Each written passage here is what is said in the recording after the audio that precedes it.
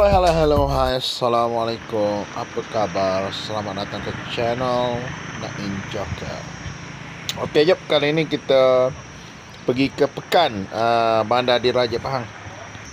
Kita pergi ke kafe Belibis Museum kat Pekan ni. Kafe ni memang saya dah datang 2 kali dah, 3 kali saya tak ingat.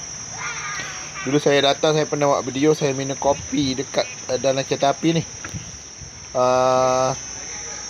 Kan kopi tu dah tak ada. Saya datang nak minum kopi balik, tak ada. Dia punya masakan sini memang rare lah. Banyak jenis masakan Pahang. Dia ada macam-macam aneka kuih. Saya datang breakfast, makan tengah hari dia pun memang banyak juga lauk. Saya tengok orang tapau pun banyak. Ni kalau tengok dia punya serve ni terus lah. Dia tak kuali, memang nampak bijak lah, bijak. Lagi satu tempat ni kita ambil makanan, kita bayar apa semua. Style layan diri lah. Saya layan diri, ambil makanan.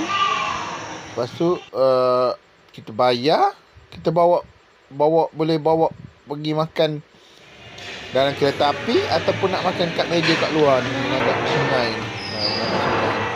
Tapi saya main sini memang nak masuk kereta api lah. Ni kereta api lama ni.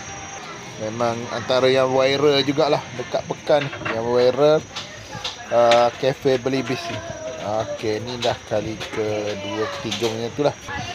Okey guys, datang sini guys. Bijak, menarik.